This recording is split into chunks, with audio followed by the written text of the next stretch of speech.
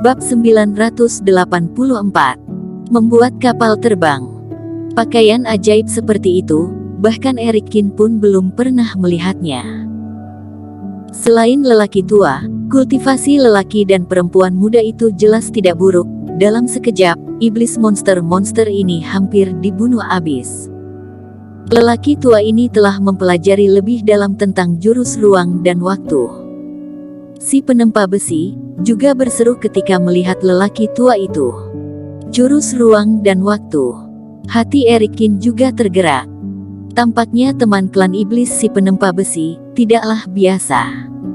Tapi melihat teman klan iblis si penempa besi membunuh iblis monster, Erikin merasa sedikit aneh. Dirinya tidak ada beban saat membunuh iblis monster. Tetapi ketika klan iblis menyerang iblis monster, selalu ada rasa ingin membunuh. Haha, Tuan Qin, ini karena kamu tidak memahami klan iblis. Setelah mendengarkan kebingungan Erikin, si penempa besi tertawa dan berkata, ini seperti mengatakan bahwa kera adalah nenek moyang manusia. Jika kera menyerang kita, dan kita membunuh mereka, apakah akan ada gangguan psikologis? Jadi mereka sama sekali tidak memperlakukan klan iblis monster lain sebagai jenis yang sama. Erikin bertanya dengan heran. Yang disebut iblis monster, hanyalah istilah umum untuk makhluk lain bagi kita para kultivator biasa. Mereka menyebut diri mereka klan iblis, bukan sejenis monster, jadi kamu harus memperhatikan hal ini. Menyebut mereka iblis monster dapat membuat mereka kesal. Setelah itu si penempa besi secara singkat berbicara tentang beberapa pengetahuan umum klan iblis. Misalnya, praktisi di klan iblis akan menyebut diri mereka pertapa siluman, dan berlatih sampai tingkat tertentu. Klan iblis dapat berubah dalam wujud manusia, juga akan diberikan nama manusia. Haha, orang tua kamu kurang ajar, kami datang untuk melindungimu dari iblis monster itu, tapi hasilnya kamu hanya diam di sini dan tidak membantu. Sebuah suara familiar terdengar dari lereng bukit. Setelah lelaki tua dari klan iblis itu membunuh iblis monster terakhir, dia membawa pasangan pria dan wanita itu dan berjalan mendekat.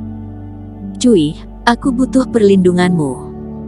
Si penempa besi meniup jenggotnya sambil menatap dan berkata, itu kamu, membunuh beberapa iblis monster pun sangat kesulitan, benar-benar semakin tua semakin lemah.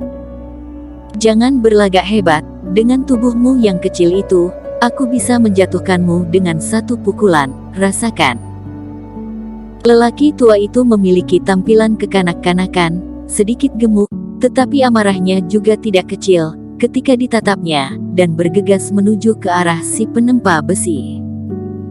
Pakaian ajaib di badan lelaki tua itu, kilauannya sangat bersinar, dan sekali lagi menggunakan teknik ruang dan waktu, datang ke arah si penempa besi.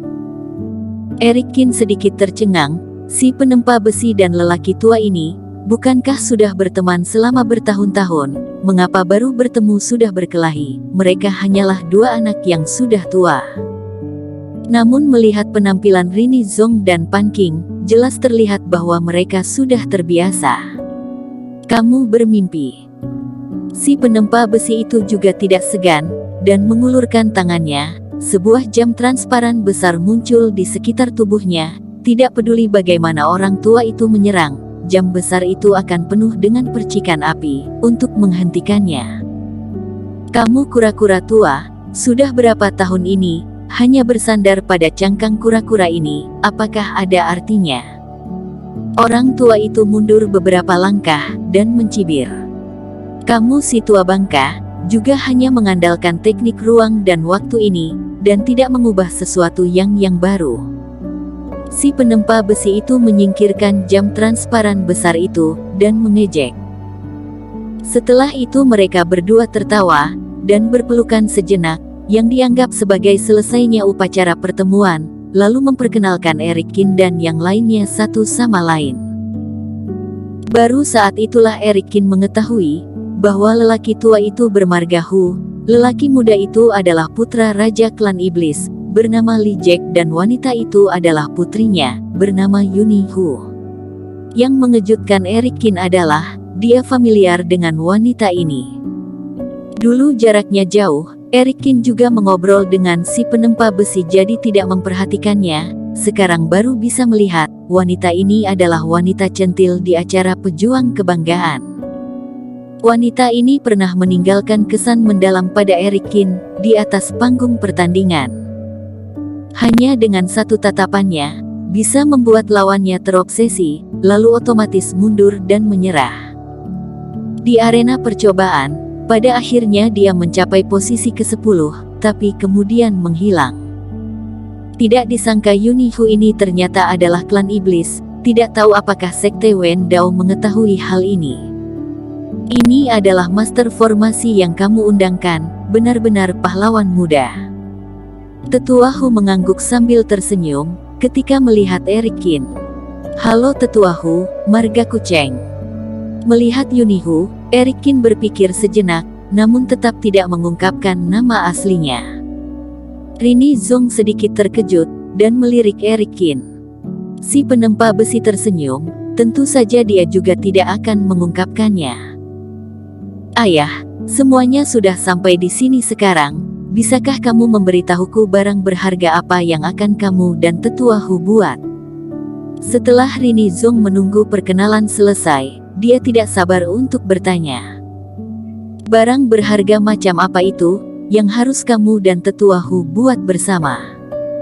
Pertanyaan ini, juga membuat orang-orang penasaran. Sebenarnya selain si penempa besi dan Tetua Hu, tidak ada yang tahu apa yang mereka berdua cari. Ini cukup sensasional, jadi tidak memberitahu kalian sebelumnya, tapi sekarang, aku bisa mengatakannya. Si penempa besi tersenyum dan berkata, Tetua Hu, masalah ini kamu yang anjurkan, jadi kamu yang katakan. Tidak ada yang istimewa, kami hanya ingin membuat kapal terbang ajaib. Tetua Hu berkata dengan suasana tenang, tetapi mata Rini Zong semakin melebar. Kapal terbang ajaib, bukankah metode produksi ini sudah lama hilang? Ayah, kamu dan Paman Hu bisa membuatnya. Erikin juga sedikit terkejut, kapal terbang ajaib adalah produk dari zaman kuno, sampai hari ini tidak ada yang dapat mereproduksi harta karun ini hari ini, dan bahkan kapal terbang yang saat ini dikendalikan oleh para kultivator kebanyakan adalah harta karun terbang biasa saat itu, yang memiliki perbedaan sangat jauh dengan yang tercatat dalam buku-buku kuno. Jika keduanya benar-benar bisa membuatnya, maka tidak ada keraguan bahwa itu akan mengejutkan seluruh dunia kultivasi. Kamu gadis busuk, jika hilang maka biarkan itu muncul kembali, bukankah itu akan tampak berharga? Si penempa besi mencibir dan berkata, sebenarnya, Tetua Hu dan aku telah mempelajari ini selama beberapa dekade. Ayo jalan, sambil jalan, aku akan memberitahu pada kalian. Tetua Hu juga tersenyum. Kemudian di perjalanan, keduanya memberitahu semua orang tentang kemajuan mereka. Baru saat itulah Erikin tahu, bahwa si penempa besi dan yang lainnya, hanya selangkah lagi, dari kemunculan kembali kapal terbang ajaib itu. Alasan terpenting, mengapa kapal terbang ajaib sulit dibuat, adalah karena kombinasi dari berbagai teknik pemurnian alat. Misalnya bagaimana mengapung di udara, teknik ruang dan waktu, dan perlindungan para kultivator di dalam kapal terbang adalah poin penting. Dan jam transparan besar dari si penempa besi itu seperti perisai, dan pakaian ajaib Tetua Hu adalah teknik ruang dan waktu, satu-satunya yang kurang sekarang adalah mengambang di udara. Tetua Hu, kamu memanggilku datang kali ini, mengatakan bahwa kamu bisa mendapatkan batu apung, jadi jangan menipuku. Kata si penempa besi. Kapan aku menipumu? Aku membuat sebuah harta karun, untuk menemukan lembah meteorit. Apa kamu serius? Si penempa besi mendengar ini dan napasnya terengah-engah, jika benar-benar bisa menemukan lembah meteorit, maka masalah batu apung memang bisa diselesaikan, tapi kudengar ada sesuatu yang istimewa di luar lembah itu, di mana bisa membuat orang kehilangan arah. Bagaimana kamu bisa menemukannya? Hehe, harta karun di dalam lembah meteorit, membunuh banyak klan iblis, dan kemudian seluruh lembah menghilang tanpa jejak. Bahkan jika Kaisar Iblis menindaklanjuti itu akan sulit dideteksi. Aku telah mempelajarinya selama bertahun-tahun. Ada kesempatan untuk memasuki lembah meteorit. Singkatnya, kamu akan tahu saat tiba nanti. Tetua Hutua sengaja tidak mengatakan poin pentingnya. Di sisi lain, Yunihu dan Rini Zong juga berbicara. Bersambung. Terima kasih telah menonton video ini sampai akhir. Jangan lupa subscribe dan nantikan kisah episode selanjutnya hanya di Novel Story. Salam.